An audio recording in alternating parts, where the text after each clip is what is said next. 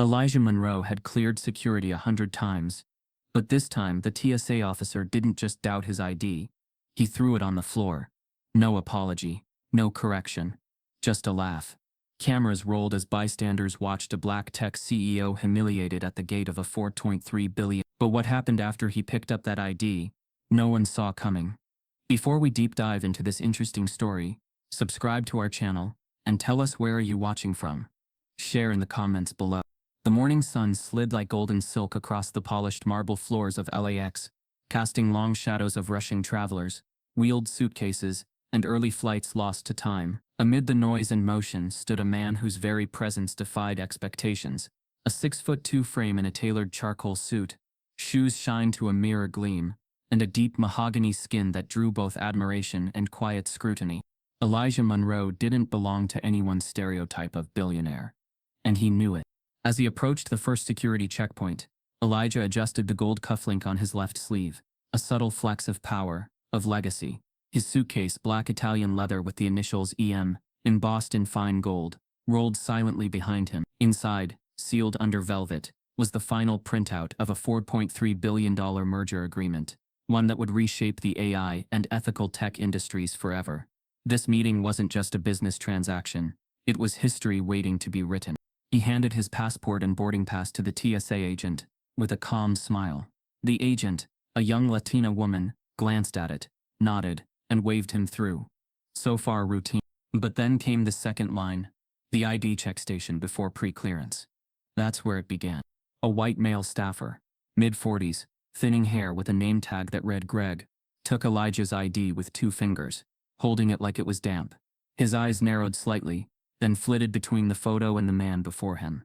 He didn't speak for several seconds, then under his breath, not loud enough to be registered officially, but loud enough for Elijah to hear, "You don't look like a CEO." Elijah's jaw stiffened, but he didn't flinch. This wasn't new. It was just another version of the same insinuation. Too young, too black, too something. "Excuse me?" Elijah asked, voice calm, steady. Greg didn't respond. Instead, he turned the ID over, as if it were fake. He tapped it twice on the counter, then leaned to whisper to his colleague. The colleague, a young white woman, glanced at Elijah, then looked away quickly. The line behind him stalled. Murmurs started. Elijah stood, composed, back straight. Years of navigating boardrooms where he was the only black man had taught him the power of posture. Greg finally placed the ID on the counter, but not gently. He let it drop, let it fall. It clattered onto the airport floor. A few nearby passengers turned to look, startled. The ID spun on its corner before settling face down on the tile. There was a pause, a heavy silence that pulsed with the unspoken. Greg didn't apologize. He didn't even acknowledge what had happened. He turned to the next passenger in line, completely dismissing Elijah's presence. Elijah's fingers twitched. His breathing slowed as he stared at the ID. Something in him, something rooted in every time he had been told to prove himself, almost broke.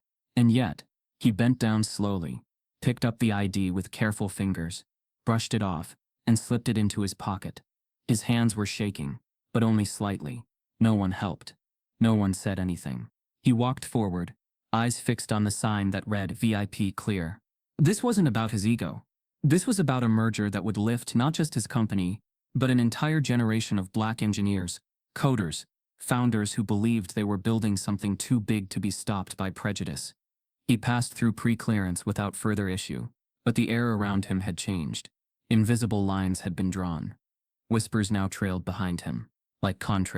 A couple with matching travel backpacks gave him a sympathetic look. A young white man in sweatpants smirked and whispered something to his girlfriend. Elijah heard none of it, or rather he heard all of it, because silence too has a sound. He took the escalator to the upper level, where polished doors opened into the titanium sky lounge, reserved only for the top 1% of flyers. Glass walls overlooked the runway. A live pianist played soft jazz near the espresso bar. The noise and tension of the airport seemed to vanish here, replaced by privilege, calm, and expectation. Elijah walked past the front desk. The attendant scanned his pass and greeted him with warmth, clearly unaware of what had just happened downstairs, or pretending not to be. He moved toward the back of the lounge, where private booths overlooked the terminal below.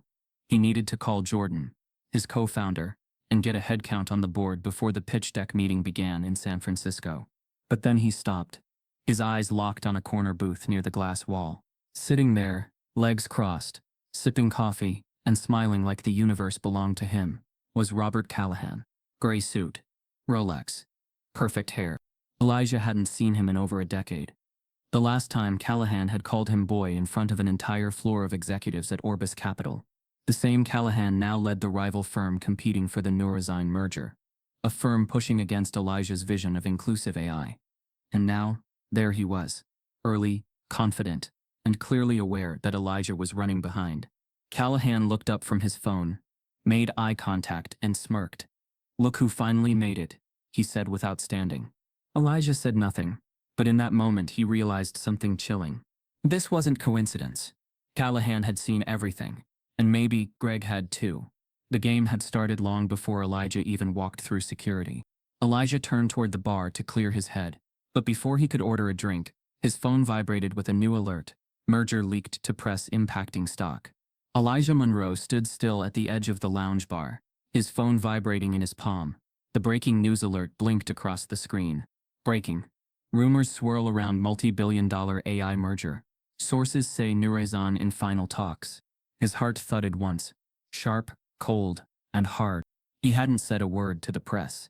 Neither had his board. This was a calculated leak. Strategic. Meant to destabilize. And he could guess exactly who was behind it. Just a few yards away past the marble bar and velvet armchairs, seated comfortably in a glass-walled booth, was the one man who always smiled like he owned the sky.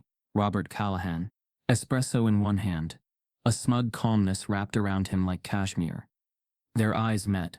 Callahan's lips curled into that same polished, smug smirk Elijah remembered from 15 years ago. Elijah stepped closer, slow and deliberate. "It was time. Look who finally made it," Callahan said, like they were old buddies meeting at a country club. Elijah kept his expression neutral. "Didn't expect to see you here," he replied evenly.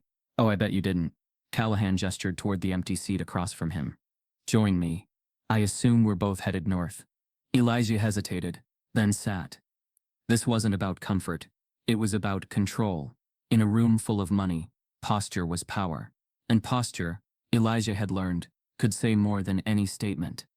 The compliment was surface level. Underneath it was the same old condescension. Flashback. He was 22, tired, driven, and hungry to prove himself. As an intern at Orbis Capital, Elijah had spent weeks preparing a detailed proposal on algorithmic bias in corporate hiring. He'd booked 15 minutes with Callahan, then VP of Strategy. Elijah had rehearsed every line. Callahan hadn't even opened the pitch deck. "Smart," he'd said, but a bit aggressive. Elijah had pressed him to explain. That's when it happened. Callahan, in front of two senior execs, had smiled and said it. "Relax, boy. You're in a room full of grown-ups now." Now in 2025, here they were again. Different suits, same undercurrents. Callahan smiled, slow and rehearsed. "Ethics are flexible when you own the platform. That's the problem with idealists like you. You build for fairness in a system designed to reward control." The words landed with the precision of a scalpel. No raised voice. No direct insult. Just cold, calculated supremacy. Elijah straightened. "You sound nervous. That's why someone leaked the deal." Callahan's eyes twinkled. "Leak? Couldn't be us. Must have been someone from your what do they call it? Oh, your diverse board. So many perspectives." He made the word diverse sound like a punchline. Elijah smiled without warmth. "We'll win this on the strength of our product, not proximity to power." Callahan didn't flinch. "Power always wins, Monroe. You'll see." Elijah stood, checking the time on his phone. Every second now was weighted. "Enjoy your coffee, Robert." As he walked away, his phone buzzed again. 3 rapid-fire texts from Lena, his executive assistant. "Lena, media's blowing up. Multiple outlets confirming merger rumors." "Lena, CNBC is calling for a quote. What should I say?" "Lena, also Zoom with investors at 12 PST. Can you make it from the airport?" Elijah's eyes darted to the departure board. Gate 44B, flight to San Francisco. Boarding in 12 minutes. He moved fast, cutting through the lounge, past espresso machines and retirees, discussing stock options. His suitcase rolled silently behind him. The red VIP clear line greeted him with no wait.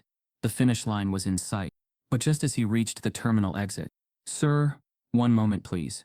A TSA officer stepped in front of him. Early 30s, clean-shaven, serious expression, earpiece tucked tight. Elijah's breath hitched. "Yes?" The officer tilted his head slightly. "Secondary screening. Supervisor directive. I've already passed security. Twice. Just need a minute, sir." Passengers continued boarding behind them. Elijah could see the boarding bridge, his gate, his flight, his deadline. He tried again, calmly. "This is urgent. I'm catching a flight for a federal meeting. Is there a specific concern?" No answer. The officer was already motioning for his bag. A portable inspection table rolled in. Shoes off, laptop out, toiletries checked again. Belt removed, phone examined. Elijah kept his composure, but his heartbeat pulsed in his ears. Everything about the moment felt engineered, intentional. His professional success was under a microscope, and again his skin had become the filter. As he looked over the officer's shoulder, he caught sight of something that made his blood chill.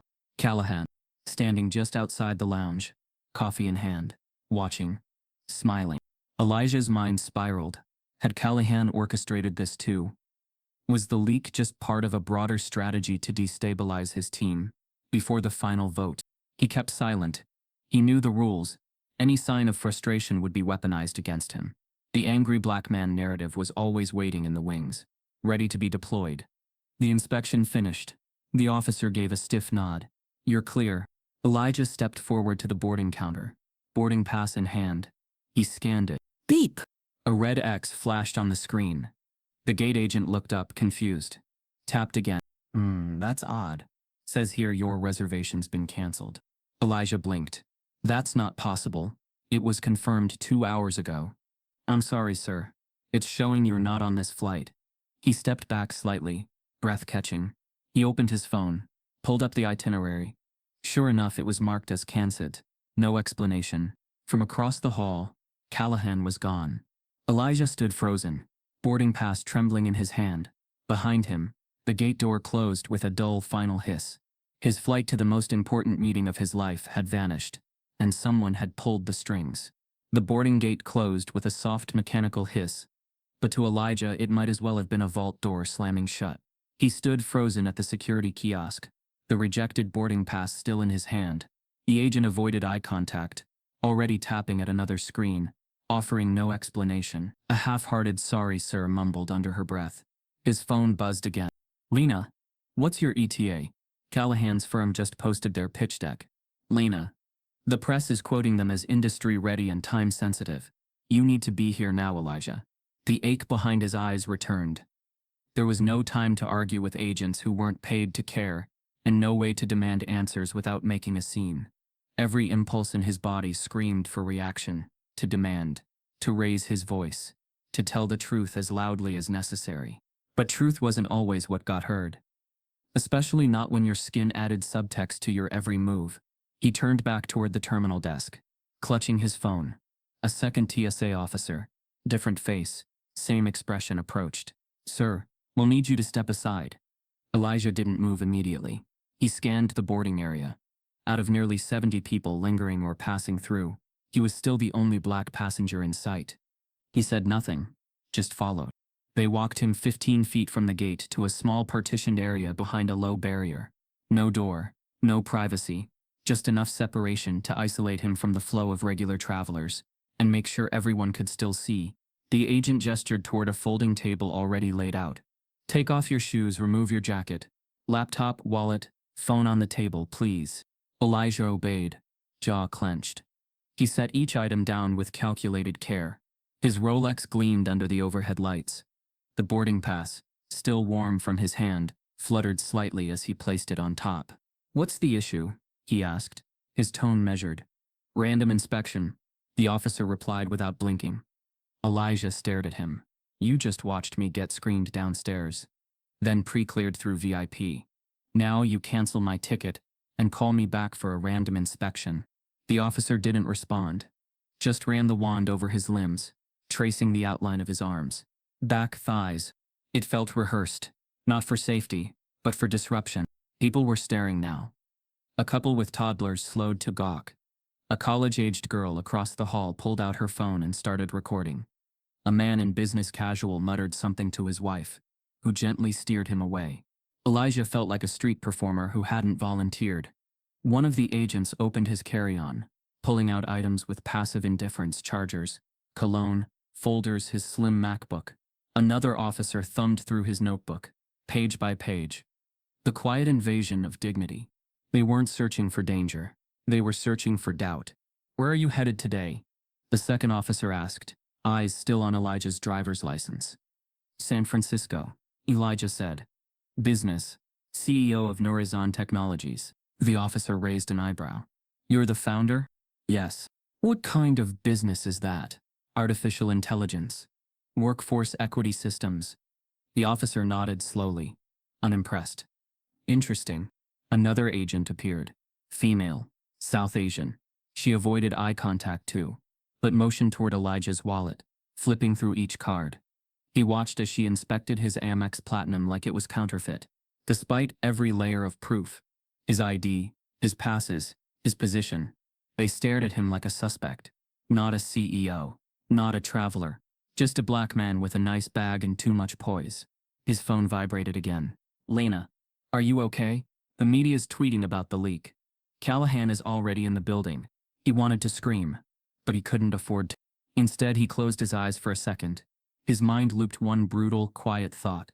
The price of success is suspicion. This wasn't about security. This was about permission.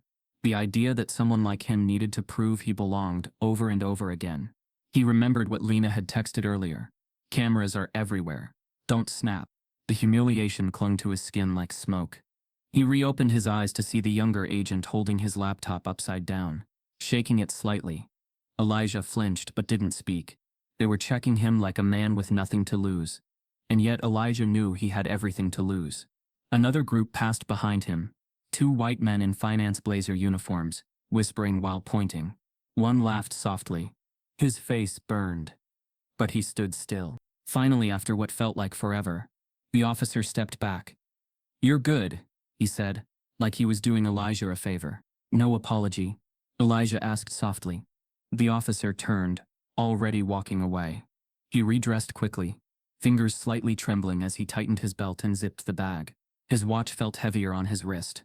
He walked briskly back toward the gate, rechecking his phone for updates. Maybe the flight was delayed.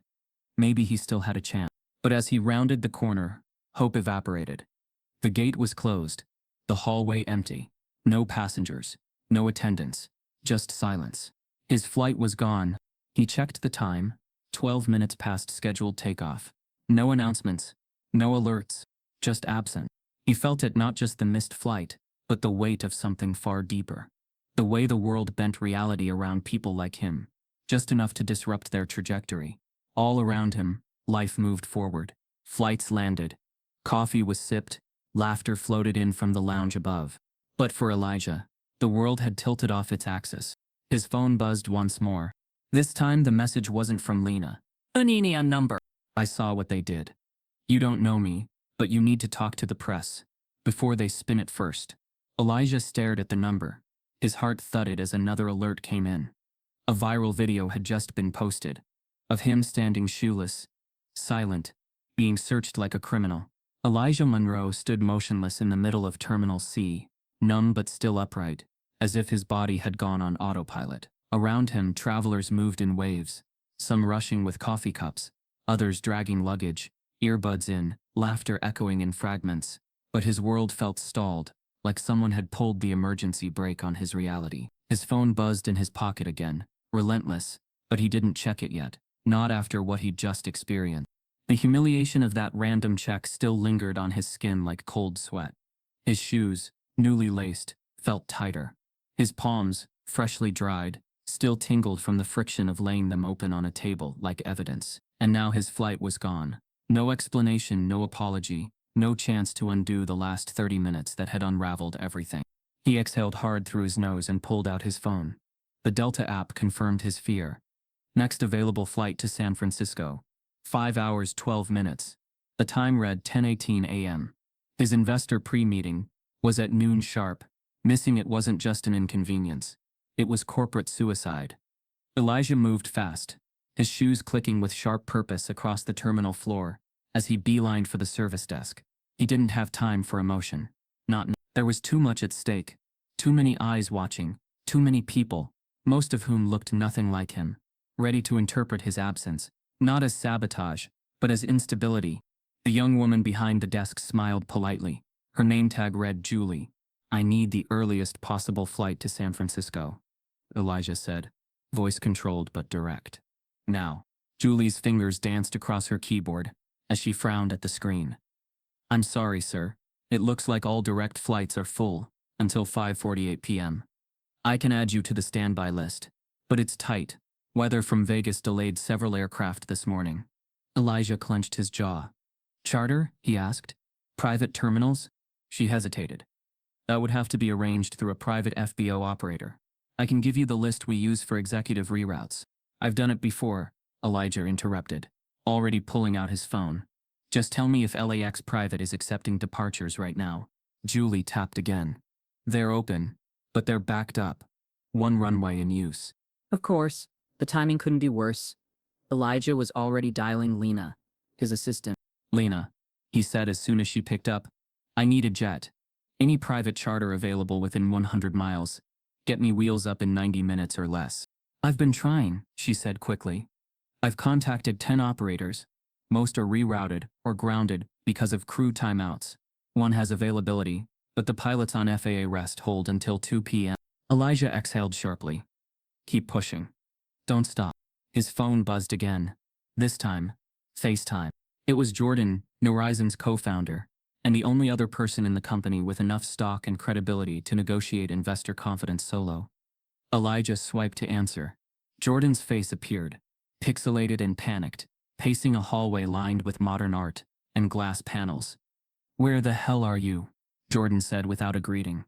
"Callahan's team just handed out physical pitch binders. Actual binders, Elijah. High gloss. Detailed to the decimal. Investors are nodding like they've already made up their minds." Elijah straightened his posture. "I was pulled for another inspection. They canceled my boarding pass during it." Jordan stopped walking. "You're kidding." "I wish I was." "You had clearance. Your TSA pre. What happened?" "You know what happened." Jordan's face dropped with realization. "Jesus." Elijah said nothing. Jordan rubbed his temples.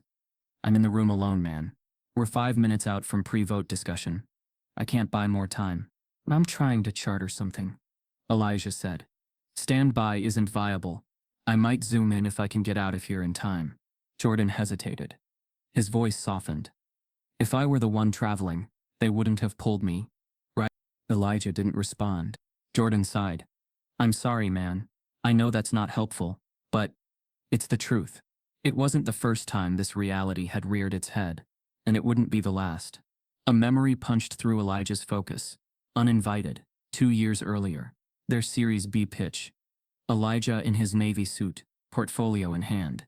Jordan trailing beside him with the deck. A firm in Palo Alto. White walls, wood finishes, 5 white partners. The lead VC had shaken Jordan's hand first, then turned to Elijah and asked, "And you're the CT?" Even when Jordan corrected him. "Actually, Elijah's the founder and CEO. The man had nodded and said, "Oh, you've got polish. That's rare. Rare. Like a museum artifact. Like he wasn't supposed to exist in that space." That same feeling clawed up Elijah's spine now. Familiar, unwelcome, and infuriating. "I'll do what I can," Elijah said, "but if this meeting tanks because of optics, because of this delay, I want it known what really happened." Jordan nodded. "Yeah, we'll deal with that after. Just get here." The call ended. Elijah stood at the edge of a sea of white-collar privilege, his brain spinning at full tilt. He could feel his blood thickening, slow and hot. Anger boiled under his ribs, but he forced himself to breathe. He started moving again, looping back toward the upper level of the terminal. The escalator was empty. As he ascended, his phone buzzed again. Another message. Not from Lena. Not from Jordan. Unknown number. "I saw what they did to you. You don't know me, but I saw all of it. And I think you need to talk. Before someone else rewrites what just happened." He paused at the top of the escalator, pulse rising. A woman's voice followed a second later. Low, calm, clear. I sent the text, I saw everything. Elijah turned.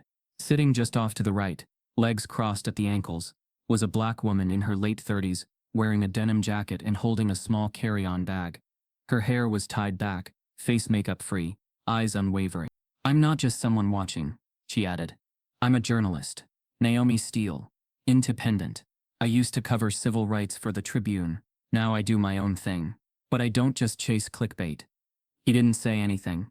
"I was at gate 44B. I saw them pull you.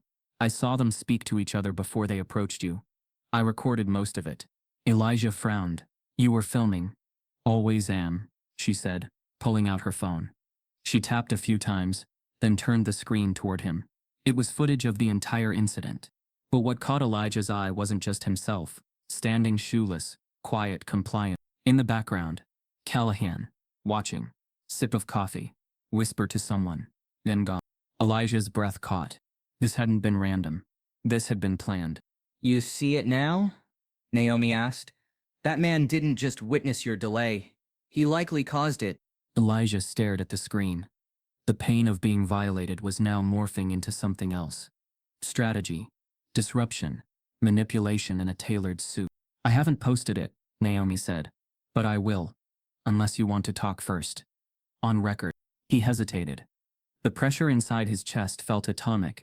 Going public meant telling the truth. But it also meant risking everything. The deal, the merger, the perception of Neurism's internal stability. The public had a short memory, but investors had even shorter patience. But staying silent? That meant giving men like Callahan a pass. Again, it meant letting this story, the real one, be buried beneath headlines he didn't write. Naomi could sense his conflict. "You don't have to say a word right now," she said gently. "But I've seen too many of these moments pass without anyone speaking. And the silence always favors the ones who win by deceit." Elijah swallowed hard. His phone buzzed one more time. Lena again. "Lena. I may have a pilot, Oakland-based crew, waiting for confirmation. You have 10 minutes to say yes before they reroute to Vegas. 10 minutes.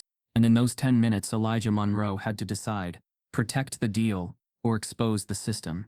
He turned back toward the windows, watching a plane take off in the distance. The sun was rising higher now, slicing through the smog in clean beams. This wasn't just about him. This was about every black founder who'd ever been told to keep their head down, to be grateful for half a seat at a crooked table.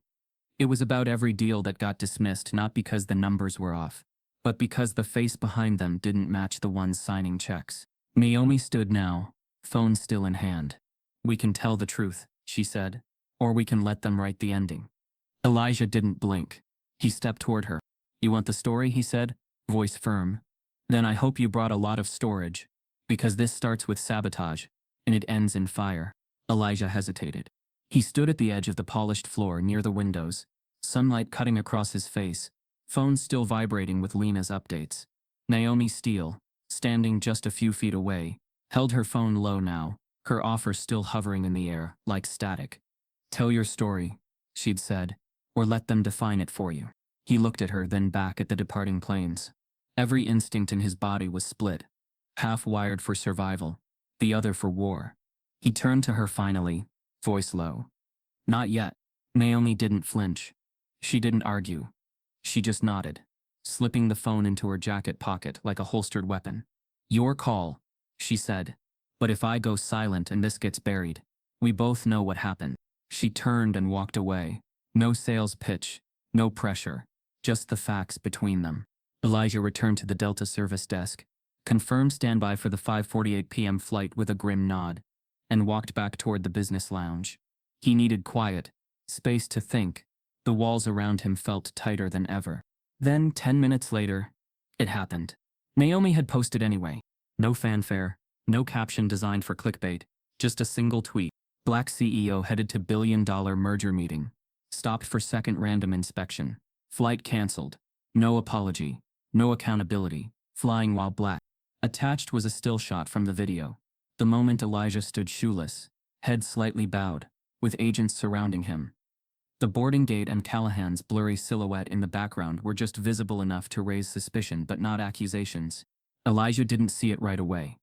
He was on the phone with Lena, discussing the charter option, when his phone buzzed again. And again, and then again, buzzes turning into pulses, notifications spilling in like a dam breaking. He glanced down. 1.2K retweets. Furion's 6K likes.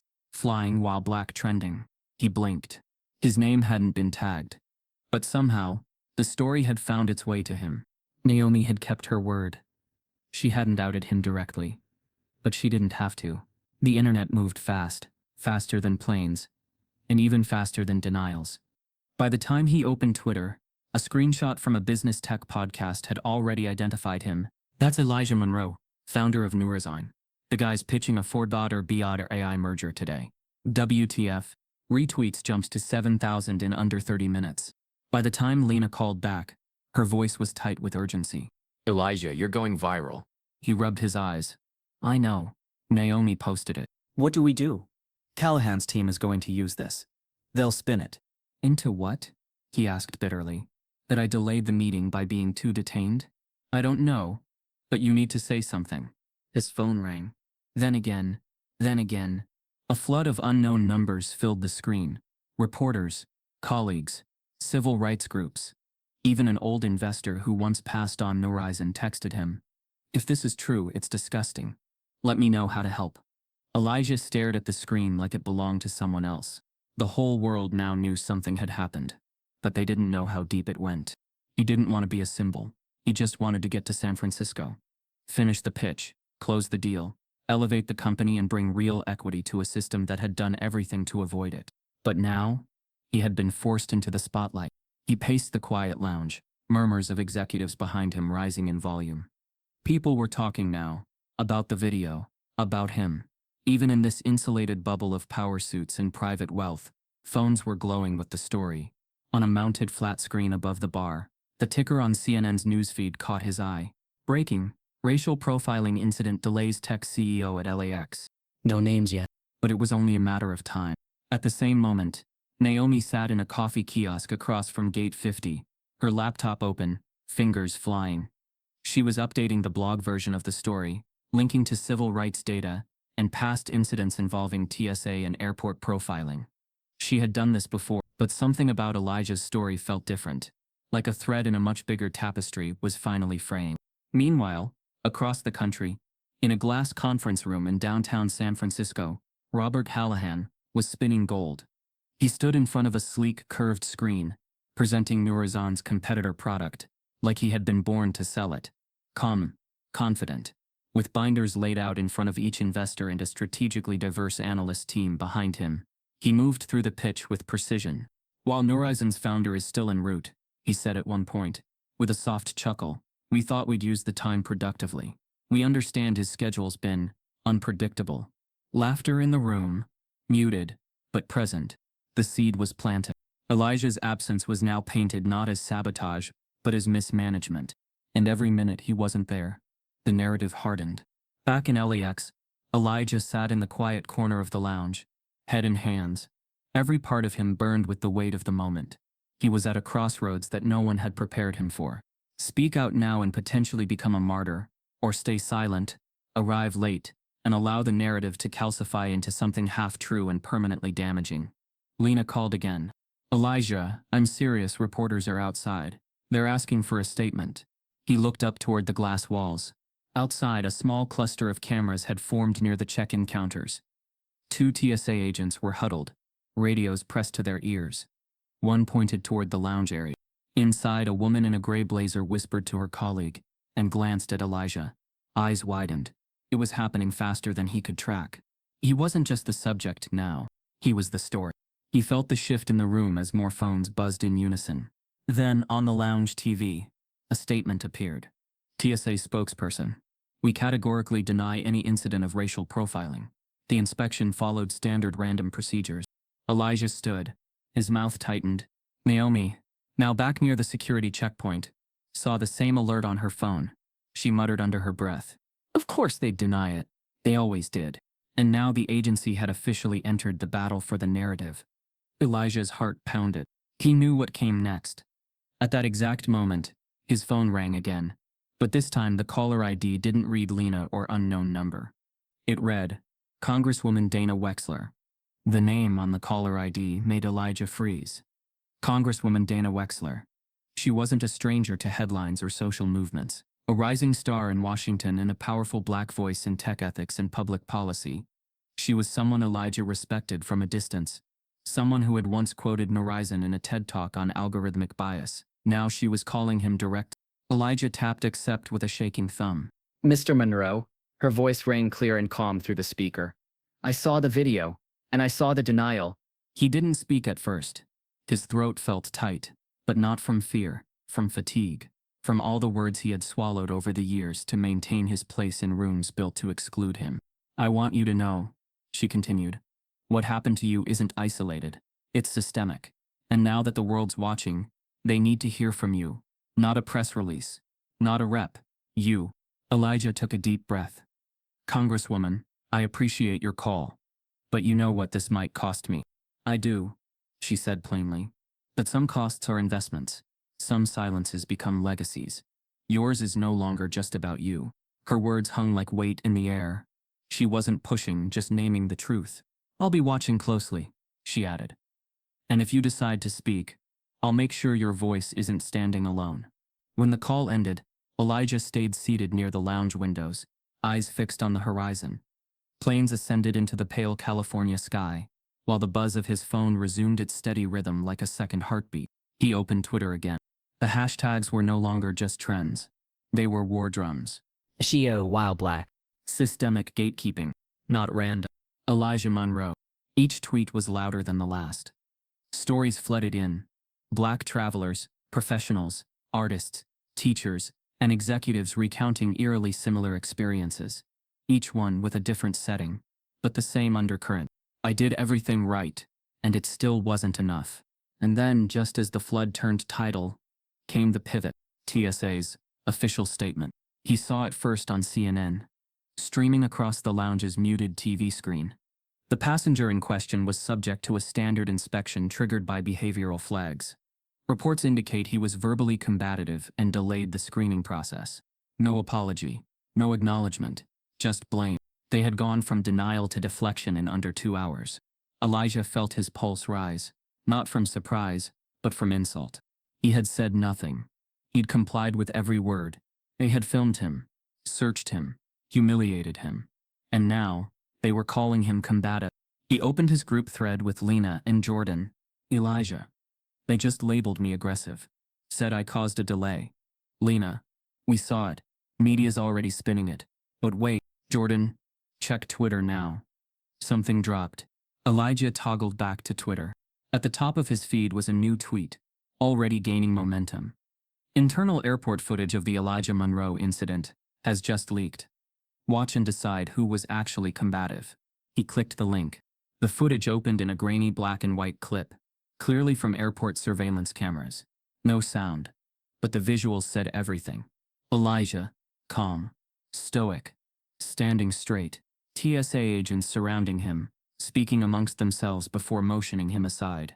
He moved without protest, removed his shoes, placed his laptop and wallet on the tray. Complied, completely. There was no argument, no confrontation. Just a man trying to board a flight, treated like a criminal in full view of the public. The video closed with him bending down to pick up his ID from the floor. His posture still dignified, his face expressionless. It was damning, and within minutes, it went viral. The contrast between the TSA's statement and the actual footage lit a match on digital outrage. They lied. Flat out. Define combative because this man looks like the most patient human alive. If this is aggressive behavior, then existing while black is a crime. Elijah's inbox exploded. Journalists, civil rights groups, CEOs, senators, teenagers, flight attendants, organizers. His silence had become its own kind of statement. But now the public wanted a voice. Even Black LinkedIn, normally composed and corporate, had erupted. Elijah's professional profile was shared thousands of times, accompanied by a flood of endorsements, personal stories, and support. People he didn't even know were tagging his company as a case study in resilience. Under fire. But back at Horizon HQ, the tone was shifting. Lena called. They're calling a closed-door board session. Today. Elijah knew what that meant. Crisis containment. He connected to the video call 30 minutes later from the airport lounge. There were 6 faces on screen. His team, his investors, his board. Jordan spoke first. This is bigger than us now. We're in the middle of a national story that comes with pressure. Elijah nodded. I didn't create this moment. Linda, one of the board's oldest members, interrupted. But you're the face of it now.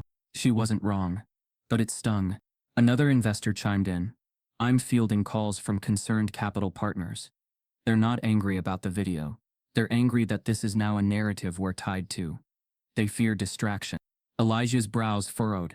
Distraction? From what? Doing the right thing. Jordan jumped in. Nobody's saying you're wrong, but there's real fear that this could jeopardize the deal. So what do you want me to do? Elijah asked, though he already knew. Linda cleared her throat. We're suggesting no further public statements. Let the lawyers handle the spin. Elijah looked away from the screen, into the distance. Spin. They didn't want justice. They wanted comfort. Jordan spoke again, quieter this time. We just want to preserve the momentum.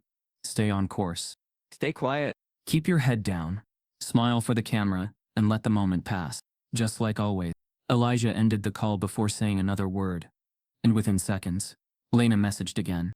Lena, call from Monica Thorne just came through. She wants to represent you. She's proposing a live, televised interview. CNN or MSNBC. Your voice. Your terms. Elijah blinked. Monica Thorne. The name hit him like lightning. She wasn't just a civil rights attorney. She was the civil rights attorney. The one who made national headlines for taking on Amazon over algorithmic employment bias.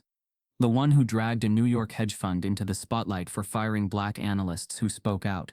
The one who called out systemic hiring discrimination on air, live, unfiltered, fearless. And now she wanted to help him. Elijah didn't answer right away. He walked out of the lounge, past the glass elevators, and toward the nearest gate window, watching planes lift off one after another. How had it come to this? He had boarded hundreds of flights in his life, spoken at summits, closed rounds, created AI designed to prevent exactly what had just happened to him. But the truth was clear. Even building the system didn't protect you from the system. And now, silence wasn't neutral. It was complicity. He pulled up Monica's number, stared at it. A movement was building on his name, on his story. And yet every word he said from this point on would have consequences. If he spoke, the merger might collapse. If he stayed silent, the lie would grow roots. His legacy was no longer tied to just a product. Now it was a question of truth, of courage, of what future black travelers, founders, and visionaries would remember about this moment. He inhaled deeply, then tapped the number. The phone began to ring, and Elijah knew the next voice he heard might determine not just the fate of his company, but his place in history. The call connected with a soft click. Elijah Monroe? Came the voice on the other end. Confident, sharp, familiar. Monica Thorne didn't need to introduce herself. Her name carried weight like a gavel in midair. This is Monica, she continued. I've seen the footage. I've read the statements. I've followed your company's rise for years. You've done everything they said was necessary. Degree, decorum, disruption with grace. And still, they threw your identity on the floor like lint. Elijah didn't respond at first. Her words felt like a mirror, one he hadn't had the luxury to face until now. I'm not asking you to wage war, she said, but your silence has consequences far beyond one boardroom. You're not the only one they've randomly selected. You're just the one with a camera pointed at him. That truth hit hard. It was the thing Elijah had been trying not to acknowledge. Because if he did, he'd have to carry not just his company's fate, but the weight of every black founder who had swallowed indignity and silence. I'll do it, he said finally, but I'm not naming names. This isn't about revenge. It's about something bigger. There was a pause, then a soft, satisfied exhale on the other end. Good, she said. Then let's make it count. The interview was set for 6:00 p.m. CNN Prime. Live. No edits. No script. Just a chair, a camera, and the nation listening. Word spread quickly. By the time Elijah was ushered into a studio not far from the terminal, his private flight long abandoned, social media had erupted. His name sat at the top of trending columns worldwide. Celebrities had tweeted their support. Executives posted cryptic solidarity messages. Former classmates shared glowing anecdotes. And then there were the black founders, dozens. Then hundreds. Writing threads about pitch meetings that ended in backhanded compliments, Funding denied with no feedback. Invitations rescinded once headshots were seen. I was told I was too intense. They said I had too much swagger. They liked the product, just not my presence. I was offered half the valuation my white counterpart received. Same codebase. Better numbers. Elijah sat in the studio's green room, watching the waves crash through his feed. The stories weren't new, but their visibility was. His silence could no longer be a shield. It was starting to look like surrender. The producer entered, wireless mic in hand. We're live in 2 minutes. He nodded. Then the countdown began. 4. A soft red light blinked to life atop the camera. The host welcomed him and dove straight in. No fluff, no evasive language. Elijah Monroe, your name has dominated headlines all day. You are a respected CEO, a builder in AI ethics, and today at LAX you were pulled for a secondary screening, missed your flight, and had your boarding pass canceled. And now TSA says you were combative. What do you say to that? Elijah breathed in slowly. Looked directly into the lens. I wasn't combative, he said. I was quiet. I was exhausted. I did what they asked. But it wasn't about compliance. It was about who they expected to comply. He leaned forward slightly, not aggressive but steady. I've been flying for 20 years. I've cleared more background checks than I can count.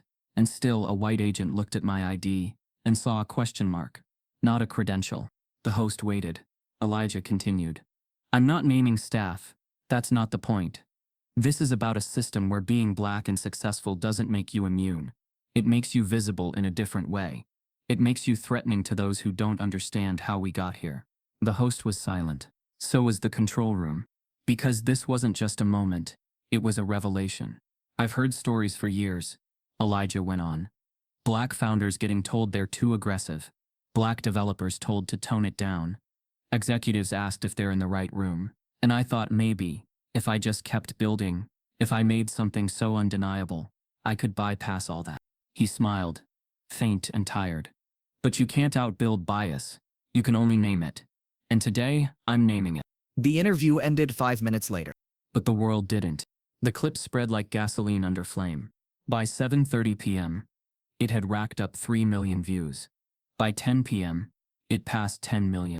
A wave of testimonials flooded the internet. Every platform, every channel, employees, artists, activists, founders, pilots, nurses, all of them telling versions of the same story.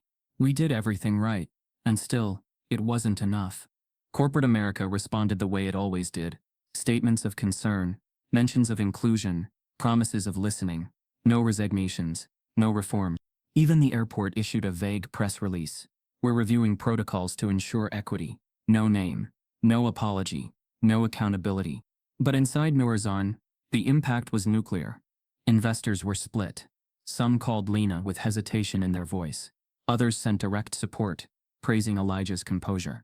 The board held another emergency session. Linda's face was pale. She'd clearly underestimated the magnitude of public reaction. Elijah, she said slowly during the call, we were trying to protect the company. I am the company, Elijah replied, calm but sharp. And silence was never safety. It was just a delay. There was no more debate after that. He had crossed the threshold. He was no longer just a CEO. He was a symbol, and he hadn't asked for it. The next morning before sunrise his phone rang. This time, the name wasn't a surprise. Congresswoman Dana Wexler. She had watched the interview. She had cleared her schedule. And she wasn't calling with sympathy this time. Elijah, she said, are you free to meet? I want to discuss federal travel protections. You said something last night that hit me. You can't outbuild bias. Maybe it's time we legislate around it instead. Elijah looked out the hotel window. The early morning sky beginning to brighten over Los Angeles. He'd lost a flight. He'd lost a meeting. He might even lose a deal. But he had found something else. A louder voice. A wider mirror. A fire he didn't ask for, but refused to walk away from. Send me a location, he said to the congresswoman. Let's build something they can't cancel. The email arrived at 8:12 a.m. Short, cold, and crafted by a legal team trying to sound human. Subject statement regarding passenger interaction at LAX. Dear Mr. Monroe, we regret the experience you had during your travel at LAX. While TSA follows federal guidelines designed to ensure safety and equity, We understand that your situation has caused distress. Please accept our apologies for any inconvenience. We are reviewing the matter internally and have reminded staff of their responsibilities. No name. No accountability. Just a carefully worded dodge, disguised as closure. Elijah stared at the screen in silence. No acknowledgement of what had happened. No mention of the lies. No commitment to change. Just bureaucratic language shielding the system from liability. He forwarded the email to Lena, without comment, then closed his laptop. By late morning, he was back at LAX. This time he walked in through Terminal B, head high, posture steady, with no entourage and no special handling. Just a rebooked ticket, and a mind sharper than it had ever been. The moment he entered, he felt it. The energy. It clung to the walls. Staff whispering. Security agents looking his way, then looking down. Some recognized him from the video. Others from the live interview. Some just sensed the weight of the name. One woman at the check-in counter blinked 3 times before handing him his boarding pass. Lips tight as if afraid any word she spoke might be recorded. No one said anything, but everything had changed. As he passed through security again, this time without delay, without random selection, without interrogation, he saw him, the officer, the same one who had dropped his ID on the floor, who had stared at him like he was a problem, not a person. Greg. Still on shift, still in uniform, still standing near the checkpoint. Their eyes locked for a moment. Greg gave a slight smirk, not loud, not overt, but intentional, and then he laughed. A soft exhale, just enough to be disrespectful, just quiet enough to be deniable. Elijah paused. He could have said something, could have demanded the man's badge number, could have pulled out his phone and gone live. But instead he looked at him, long and calm, then turned and walked on. That was the fight Greg wanted. Elijah wasn't going to give it to him. Not now. Not like that. That moment would haunt Greg longer than any argument. As Elijah made his way through the terminal, his phone buzzed. Wexler, drafting the bill. Working title, The Traveler Equity Act. Want you to testify when it's ready. You in? Elijah replied with a single word. Yes. At gate 51, he sat near the window and pulled out his laptop. Lena had sent him 2 documents, one a press summary of the CNN interview and its national impact, and the other a running log of internal investor reactions. Some were glowing. This is what leadership looks like. He's not afraid to challenge the system. I respect that. Others were guarded. Love the vision, but he's now a target. Not sure if we're building a product or a platform for protest. Markets hate unpredictability. This could be a liability. And then came the text that changed the mood completely. Lena, heads up, Jeff Chang just called an emergency vote. No details yet. Jeff Chang, the 3rd largest shareholder in Horizon, private equity legend. Old school, silent during board meetings, but powerful. Elijah's jaw tightened. Chang had once told him during a lunch years ago, "You're brilliant, but you can't afford to be a hero and a founder. Pick one." Now it seemed he was calling the bluff. Elijah's flight began to board. He stood slowly, heart heavier than it had been all week. The nation was standing with him, but now his own company might be turning its back. As he scanned his boarding pass, Lena's final message appeared. Lena, emergency vote is about leadership. Rumor is, they might try to replace you. The plane touched down with a soft jolt, but Elijah Monroe felt nothing resembling a rival. The hum of the wheels against the runway only sharpened the tension in his chest. As he looked out across the hazy skyline of San Francisco, the glass towers appeared less like a homecoming and more like walls of judgment. He hadn't been gone long, but the city he returned to no longer felt neutral. It felt split between those who stood with him and those quietly waiting for him to trip. His phone buzzed the moment the plane stopped taxiing. Lenine, emergency board meeting is happening now. Video link open. Jordan's already in. Jeff Chang called it. He swallowed. Jeff Chang wasn't just another investor. He was one of Horizon's foundational stones. Old school, moneyed, and historically silent unless the stakes were seismic. Elijah knew what this meant. There wasn't time to prepare a statement, craft a counter-narrative, or even put on a fresh blazer. The meeting was happening with or without him. By 3:40 p.m., Elijah was inside the glass elevator at Horizon's headquarters, ascending past floors that bore his fingerprints, teams he'd built, departments he'd scaled, code he'd written. The tech world always talked about founders as if they were interchangeable visionaries, But Horizon wasn't just his company, it was his resistance, coded into algorithms, stitched into every value proposition. And yet now, that legacy sat on a conference table without him. The elevator dinged open to the executive floor. The front desk assistant didn't greet him. She looked up, startled, then quickly turned to her screen like she hadn't seen him. He didn't ask where the boardroom was. He knew. His steps echoed louder than they should have. The door was closed. He didn't knock. He pushed it open and stepped inside. The conversation stopped mid-sentence. Jeff Chang, mid-60s, sharp-eyed and immaculately dressed, sat with his hands folded. Linda Reyes, cautious and weathered from years of venture cycles, lowered her voice to a cough. Two analysts looked away. Jordan, already seated, locked eyes with him, worried, but quiet. Elijah stood still just inside the door. Jeff broke the silence first. Elijah, we weren't expecting you so soon. I caught the earlier flight, Elijah said flatly. Didn't want to miss my own funeral. Linda glanced around nervously. It's not like that. No? Elijah took a few steps forward. Because I heard someone's pitching a new CEO. Maybe just temporarily. You know, to calm the waters. Silent. The kind that confirms everything. Jeff cleared his throat. Look, the company's under pressure. We're not questioning your leadership. We're discussing visibility, public positioning. With the deal on the line, some of our partners are nervous about optics. Optics. Elijah echoed, tasting the word like it was bitter on his tongue. You mean they're uncomfortable that a black CEO spoke up instead of staying quiet? Jeff tried to smile. It's not racial, Elijah. It's always racial. Elijah shot back. It's racial when I get detained for flying. It's racial when they call me combative, for doing nothing. And it's racial when this board built by my vision tries to make me vanish for doing what none of you had the guts to do. He paused. Let it land. You think they're scared of my voice. But you should be asking yourselves what happens if I don't speak. What message does that send to every black founder watching this company? That we're only welcome until the moment we become inconvenient. The room remained still. Elijah could feel the edge of his voice crack. But he held it.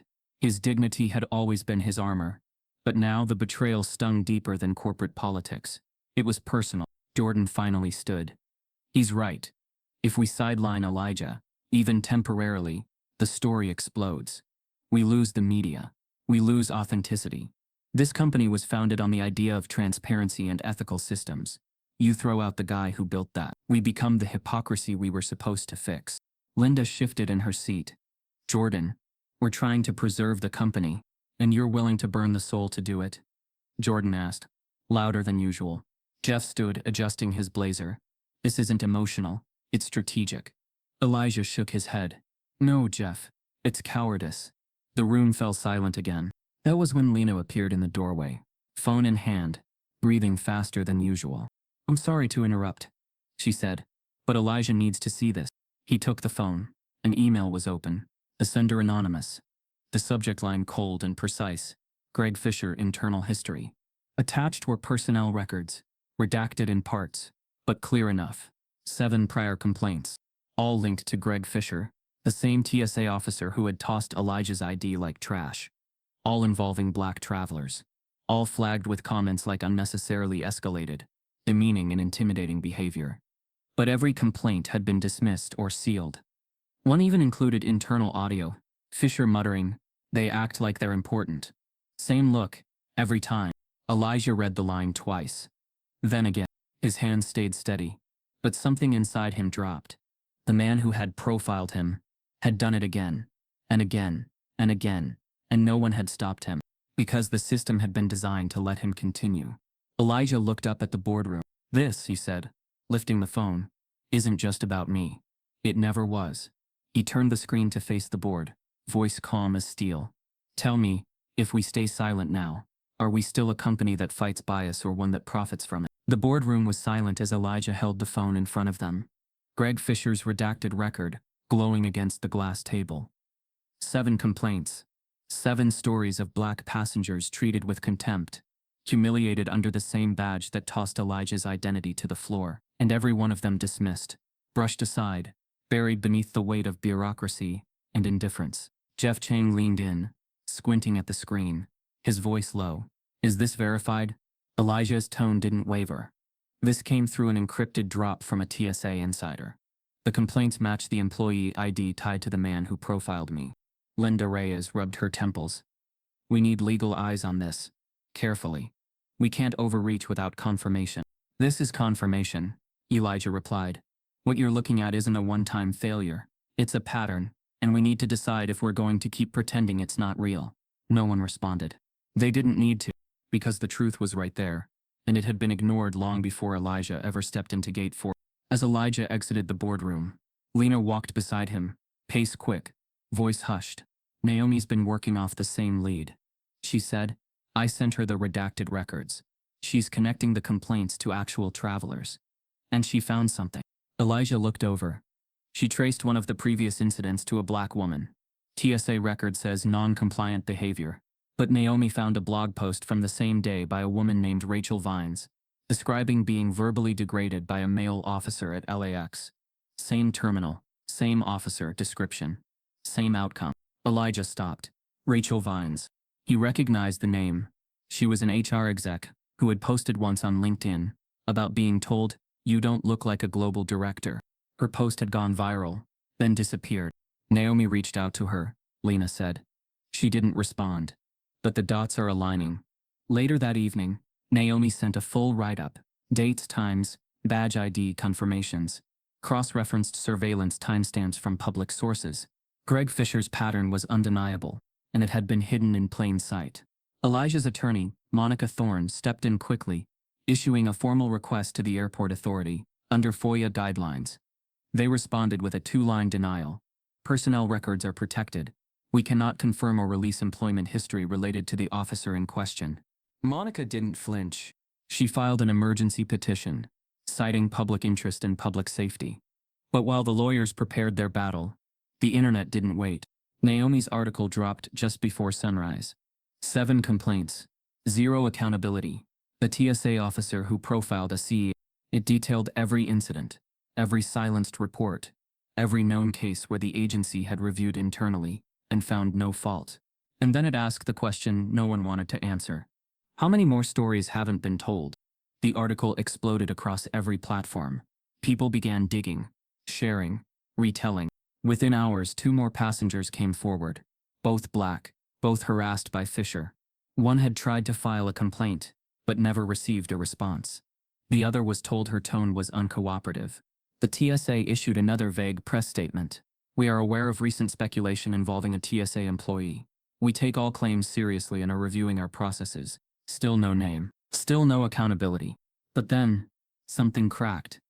At 4:52 p.m., Elijah's encrypted inbox lit up with a message marked urgent. No name, no subject line. Just a file attachment and one sentence. I saw what they did to you. I have documents they don't want released. Please protect me. Elijah froze. He tapped the file. Dozens of PDFs. Internal communications, training records, flagged security footage, Suppressed complaints. timestamps showing editing. The metadata told the story. Someone inside the agency had not only kept records, but had watched as they were suppressed, reworded, or discarded completely. Lena stared at the screen beside him. This is bigger than we thought. It always was, Elijah whispered. They contacted Monica immediately. Within 10 minutes, she had traced the whistleblower's digital footprint. Anonymized, clean, but clearly from an airport-side system. Whoever sent this, she said on speakerphone, knows how to move in the dark. And they're scared. We don't make contact. We protect them from a distance. Should we hold off on releasing it? Elijah asked. No, Monica said. This is your moment to expose the structure, not just the symptom. But we do it smart. We use the media we trust. That evening, Naomi prepared a second drop. This one, a sweeping exposé titled, Buried at the Gate: How Airport Systems Hide Racial Profiling in Plain Sight. It included redacted documents, patterns of suppression, and for the first time confirmation that TSA leadership had acknowledged prior complaints against Fisher and internal memos, but deemed them unsubstantiated. It was a bombshell. But the explosion hadn't peaked yet. Because just as Elijah was preparing for a new round of interviews, his phone buzzed again. An unknown number, with a link. No message. Just a file titled Fisher Cam Footage. He downloaded it. It was body cam footage, from the day of the incident. His incident. He watched it unfold on the screen. There he was, calm, silent, compliant. And then Fisher's voice came through, clear and unfiltered, when Elijah turned his back. These high-paid ones always act shocked when you treat him like the rest. Then laughter. Then, that he's some crypto bro trying to act like he owns the plane. Elijah stared at the screen. He wasn't just profiled. He was mocked, degraded, dehumanized. And someone had captured it. Now it was his choice. Release the tape, or let the documents speak on their own. Lena looked at him, her voice almost breaking. You said this wasn't just about you. That it was about every one of us who's ever been flattened to a profile. Elijah nodded, eyes still on the video. This isn't my story anymore, he said. It's ours. He picked up the phone, pressed Monica's number, and said only 3 words. We go live. The upload took less than 3 minutes. But in that short window, Elijah knew the world was about to change again. The body cam footage, discreetly leaked by an anonymous insider, had already been verified by Monica's team. Naomi had watched it 4 times before hitting publish. Elijah had only seen it once, and that was enough. Video opened on a quiet airport checkpoint. Elijah's figure moved through the frame with calm precision, removing his laptop, shoes, placing his ID neatly on the tray. No resistance, no aggression, no escalation, just grace under pressure. Then came the moment that had ignited everything. Greg Fisher's voice, audible through his body cam mic, as Elijah walked away. Bet he's a scammer. They always are. Followed by another officer chuckling under his breath. He's got that crypto fake it till you make it look. Then Fisher again. Watch tomorrow he's in cuffs. Or Forbes. Same thing these days. There was no gray area. No way to reinterpret it. It wasn't about security. It wasn't about procedure. It was racism, casual, rehearsed and weaponized in a space designed to be sterile and unbiased. Naomi added no dramatic intro to the post. Just the headline. Watch TSA agent mocked CEO Elijah Monroe moments after illegal detainment. The clip was 32 seconds long. It took less than 15 minutes to go global. Within an hour, hashtags exploded. Justice for Elijah. TSA unmasked. Not random. This is why we speak. Celebrities reposted it. Senators commented. Morning news anchors opened their broadcasts with it. And every viewer saw what Elijah had lived. Calm turned into accusation. Dignity turned into a punchline. The official response came swiftly, but not in time. By noon, the airport announced that Greg Fisher had been terminated. But the statement was sanitized. We have concluded our internal review. The employee has been relieved of duty. Effective immediately. We uphold the highest standards of professionalism and regret any distress this matter has caused. Still no mention of the prior complaints. No apology to Elijah. No ownership of the fact that Greg Fisher had been protected for years. But the public wasn't satisfied with the performance. They had the tape. They had the context. And now they had receipts. Naomi, refusing to let the cycle repeat, published a second piece the same day. The timeline they didn't want you to see. It was a minute-by-minute breakdown, cross-referenced with public statements, internal memos and FOIA logs. She revealed when the complaints were filed, when they were dismissed, who signed off on each, how Fisher had been flagged by 2 supervisors and quietly reassigned instead of investigated, and how, despite his growing record, he'd been promoted to lead checkpoint manager just months before detaining Elijah. The story was no longer just about an officer. It was about a culture. The headlines shifted again. How TSA failed to stop a pattern of racism. Elijah Monroe and the culture of airport profiling. Footage confirms what black travelers have said for years. Suddenly, Elijah's image wasn't just appearing in tech publications. He was on the front page of national newspapers, op-eds and advocacy blogs, and not as a victim, but as a symbol of restraint, of truth, of resistance without spectacle. Inside No Reason, the board meeting scheduled for a shareholder update turned into a congratulatory session. Even Jeff Chang had softened. Jordan pulled Elijah aside after the meeting. You held your line, man. You didn't burn down the house, and you still burned the lie. But Elijah didn't smile. Not fully. Because despite the vindication, the truth still stung. It shouldn't have taken a leak for the world to believe him. His dignity had only been validated after being disrespected. Monica echoed that sentiment in their call that evening. We shouldn't have to be perfect to deserve fairness, she said. But that's the deal the system still tries to offer. Behave just right, and maybe, just maybe, we'll acknowledge your humanity. Elijah nodded, standing by the floor-to-ceiling window in his apartment. The city below was lit with headlines, but he wasn't basking in the spotlight. He was calculating what came next. Because the story wasn't over. Not even close.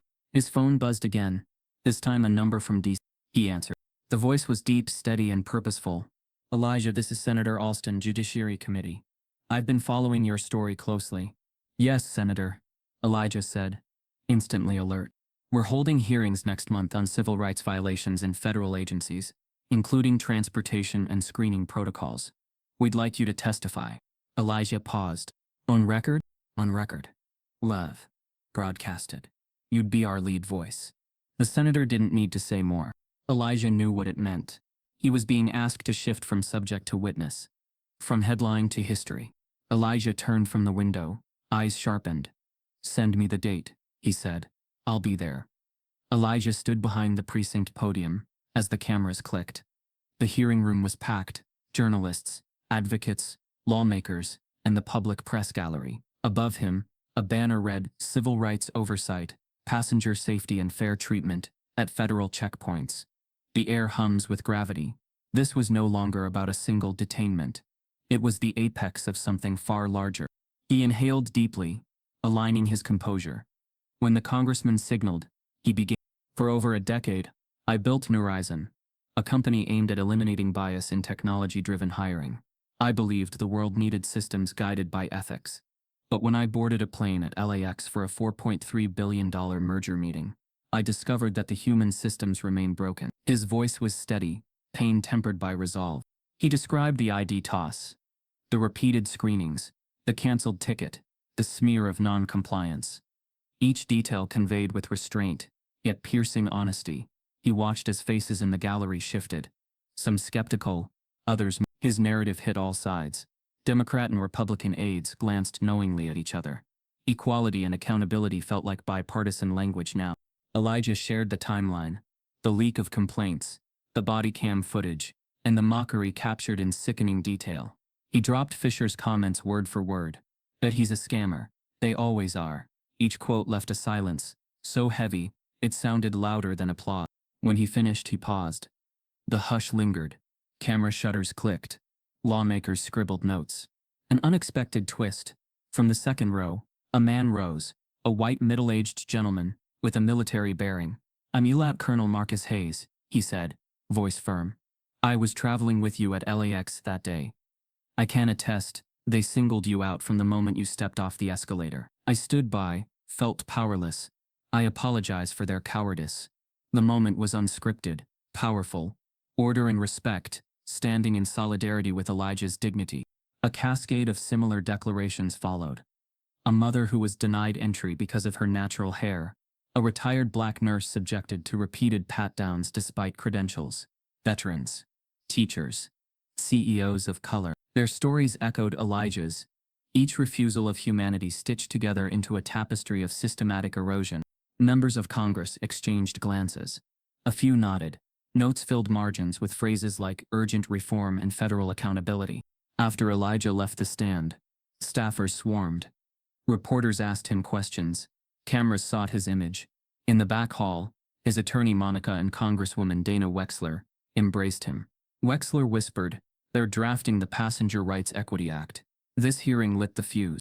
Naomi Steele handed him a phone. The clip of his testimony already had 2 million views on Twitter and YouTube. Users captioned it, "This is how silence becomes policy." Elijah watched the wave build, not as surreal validation, but as awareness that his pain had become public purpose. It was both humbling and terrifying. Around noon, he received a video conference link from investors. The mood shifted. Some faces were relieved, others anxious. Capital was listening closely now. Jordan opened the meeting. Elijah, your testimony sparked national movement. Renovative brand energy is real. But investors are asking, how do we protect the company? Elijah understood the question before it was asked. They needed vision, not controversy. One lead investor, soft-spoken but firm, said, "We support your voice, but we need codified strategy. If this becomes activism rather than product innovation, we risk the merger." Can we agree on a separation? Nurizan's mission stays intact, but your public role steps back. Elijah took the breath he'd needed since the morning. This offer, you stay silent for the deal. His mind raced with images of every black founder silenced in conference rooms. Every engineer told to tone it down. Every job candidate told to minimize themselves so they wouldn't seem too much. He looked at Jordan. Jordan's face was steady, supportive, but he looked tired. Elijah met eyes with the lead investor. I can't silence the story. The merger isn't the mission. It's the means. If the mission means something, I stay fully visible. If not, then I wonder why we built all of this. Silence fell. Then, unexpectedly, every investor on the call supported him. Not because they all believed, but because they respected his stakes. They agreed. Nurizan would advance, and Elijah would lead, publicly, ethically, transparently. Later in the elevator, Monica asked softly, "You sure you don't want to keep your role quiet after this?" Elijah looked down at his reflection, broken halo beneath fluorescent lights. His voice was steady. If your silence protects a deal but betrays a truth, then you're protecting someone else's deal, not your own destiny. That evening, after the hearing, Elijah returned to an unexpectedly quiet room in D.C., a conference space arranged by Wexler. She stood behind a podium framed with state flags. She cleared her throat. We're ready to introduce the first draft of the Passenger Rights Equity Act. Section 1, Transparency for Complaints, Public Access to Records. Section 2, Anonymous Reporting Protections. Section 3, Mandatory Ethics Review for federal agents involved in passenger screenings. Elijah's heart thudded. This bill, if passed, would honor every name on those suppressed complaints. Every undocumented story. It felt bigger than business. He looked at Wexler, felicity and power etched in her posture. She added, "You inspired a national reckoning, but the final vote is tomorrow morning." He nodded. Outside the window, flags fluttered in the twilight breeze, illuminated by stadium lights. This was not boardroom drama anymore. This was democracy. As Elijah packed his bag, Lena slid a note across the table. One board member missing. No response to texts. Last seen on heat map just before vote. Should we proceed? The morning light in Washington, D.C., filtered through the high-rise windows as Elijah Monroe entered the Nurizan boardroom for the final shareholder vote. Tablets glowed. Cameras streamed discreetly. Flags stood silent in the corners. Every board member sat ready, but one empty chair at the far end caught his attention. Linda Reyes, the swing vote. She had stayed silent in every call, simmering in judgment, then turned crucial at the last hearing. Now she was missing. It felt less like absence and more like sabotage. Elijah's phone buzzed again. Lena. Linda's hotspot shows she's at a cafe across town. No text replies yet. His jaw clenched. One vote. One person could tip everything. The merger would bring billions in valuation, accelerated expansion, and global adoption of Nurizan's hiring AI. But if Linda withheld or voted no, the deal could collapse, not because of market logic or poor metrics, but because of fear. He turned to Jordan, standing by the side window, silent as gravity. Did you talk to her? Elijah asked, close and low. Jordan's expression tightened. I tried. I reached out last night. You did what you thought was best. Jordan avoided his eyes. Elijah stared at the open chair. He remembered the years. Their Stanford dorm discussions, co-founding Nurizan, in a cramped garage, pitches and rejections, and almost losing it all in Series A. Linda had been the voice willing to fund them then. She'd been fiercely protective at first, but over time Elijah's name became more symbolic than strategic to her. He recalled the time Linda had pulled him aside at a conference. Elijah, we love how loud you are, she'd said. Just keep it professional. It was advice packed with warning. His phone vibrated. A single message. Lena. Team tells me she's ordering coffee. Should arrive within 10 minutes. He exhaled slowly, measuring his breath. Sweat tickled at his temples. The board chair called the meeting to order. Let's begin with the final vote. The first votes came through. Yes. Yes. Yes. Jordan's face relaxed slightly. But as they neared the end, the room stiffened. Then, no vote yet from Linda. Silence stretched. The chair cleared his throat. We're awaiting Director Reyes' vote. Do we proceed? No one wanted to move first. Elijah's heartbeat thudded loud in his ears. Tick, tick. Jordan placed a steady hand on his shoulder, offering an anchor. Then the door opened. Linda Reyes entered. Composed. She held a travel mug in one hand, phone in the other. Eyes flicked across the table. One gaze tracked Elijah. Unreadable. She nodded once briefly, then touched her tablet. The glow changed. Yes. The word echoed unspoken. The chair closed his eyes, then announced, with Director Reyes' affirmative vote, the merger is approved. Relief didn't wash over Elijah. It detonated inside him.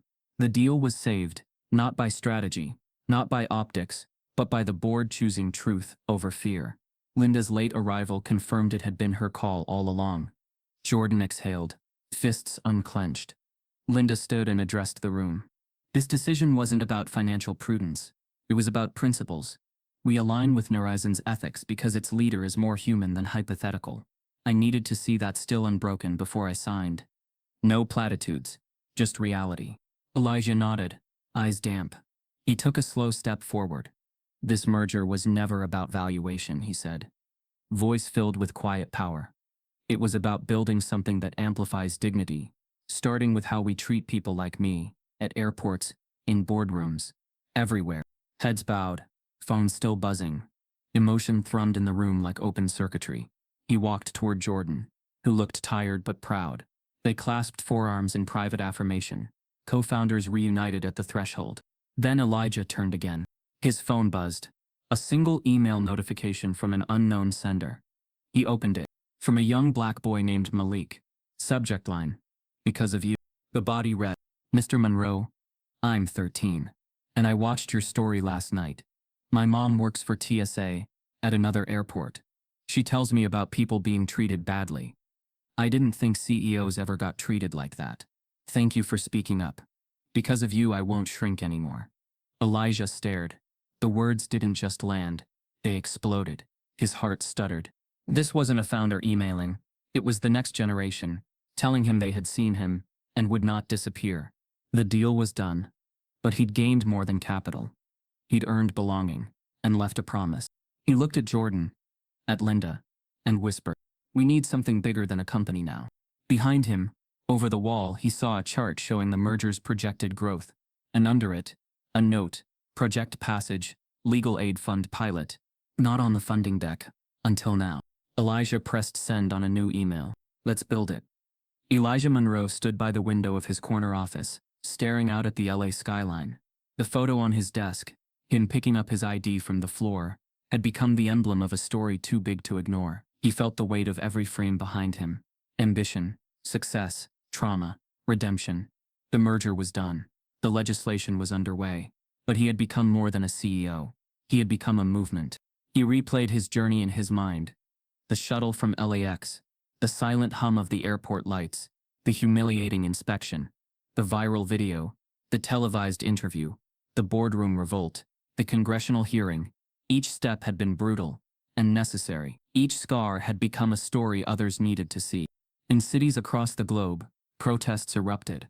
In London, demonstrators marched chanting, Elijah Monroe, we see you. In Lagos, rallygoers held placards reading Flying While Black, not a crime. In São Paulo, a tech conference opened with a silent moment of recognition, followed by applause. His name, once whispered in racialized doubt, became a chant of defiance. Inside Horizon, the energy had shifted. He and Jordan unveiled Project Passage, a cry to action initiative, funded by the merger and endorsed by investors. Its mission to provide legal assistance and rapid response services to travelers facing profiling at airports nationwide. It wasn't philanthropy, it was a structural fix built on the foundation of his pain. The rollout was quiet, but powerful. Every travel hub could register anonymous complaints. Lawyers, counselors, and civil rights volunteers would be dispatched. Horizon's algorithms, once designed to eliminate bias in hiring, were now being deployed to track detections, complaints, outcomes, and agency responses in real time. Technology and justice combined. Congress's Legislative Committee released the first draft of the Passenger Rights Equity Act. It mandated transparency of passenger complaints, protections for whistleblowers, and federal oversight of screening procedures. Agencies were required to submit performance data. Elijah watched as words became policy. One evening, He received a video compilation, protests, news segments, statements from airlines pledging to adopt fairer screening protocols. In one segment, a former TSA agent confessed on camera that he regretted following orders after watching Elijah's testimony on C-SPAN. In another, an airline CEO pledged to train staff on unconscious bias. Public pressure had become performance pressure, forcing change at systemic levels. Elijah's life was still moving fast. Investors now asked less about quarterly growth and more about public impact. The board approved funding for Project Passage expansion, with offices in Chicago, Atlanta, and Houston. His calendar filled with guest lectures, civics panels, and philanthropic award ceremonies. But he refused to put a PR face on what felt like real pain. Still, he felt oddly grounded. Pain had roots. Now he wanted to plant dignity. Jordan, quiet and steady as ever, walked into his office one afternoon. "This is bigger than tech," he said, looking at the protest montage plastered on a digital pinboard. "You've helped millions feel seen, and we get to build on it." Elijah nodded. "But it can also unravel faster. If we're performative, if we turn this into marketing, we lose everything." Jordan agreed immediately. "Then we stay true. Project Passage stays free. Reports go public. We partner with grassroots groups. It's not just about machines, it's about trust." Elijah looked back at the traffic pulses below, flickering headlights like neural signals. Humanity connecting. Together. He had grown used to being on screens, but he still dreaded what came next. Late one night, as he reviewed the night's dashboard metrics, registered incidents, response times, outcomes, his phone buzzed. He answered. Naomi Steele's voice cut through across the line, warm yet urgent. "Elijah, I have news." His stomach tightened. She paused. "Netflix wants to make a film about your story." Elijah exhaled. He thumbed over to the dashboard. Stories filed from Atlanta, legal aid hotline calls rising, corporate pledges, civil rights leaders aligning behind the bill. Netflix, a line between history and spectacle. Naomi's next words dropped in his ear like a headline. "They want all access, full rights, and they want your participation." When Elijah received the official confirmation, film rights secured, start pre-production, he stood motionless in the same glass-walled room that had once hosted his board's uncertainty. Instead of him pacing there with anxiety, now he paused with gratitude. Naomi stood beside him, quietly proud. The green light meant something far deeper than adaptation. It meant witnessing. It meant narrative reclamation. Weeks later, he walked onto a set built to replicate LAX's Gate 44B, with lighting technicians adjusting glare, extras playing TSA agents and passengers.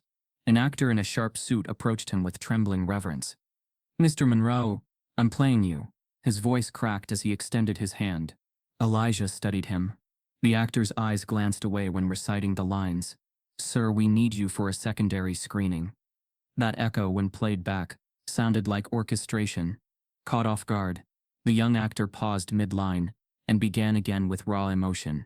Without warning, a production assistant approached, older African-American, with tearful recognition.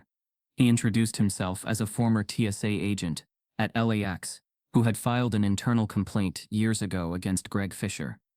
"I watched your interview," he said, voice thick. "This film, it's personal reclamation." That moment touched Elijah more than any profit forecast. This wasn't just art, it was vindication, intergenerational, and interwoven. A month later, he returned to LAX through Terminal C. But this time, nothing happened. No scrutiny, no delays. Instead, the moment he stepped into the concourse, people nodded. He heard muffled, respectful whispers. Mr. Monroe stepping through security. He walked through the same checkpoint. Agents smiled. One TSA officer, pausing mid-screening, met his eyes. Offered a thank you for coming back. No name tagged Greg.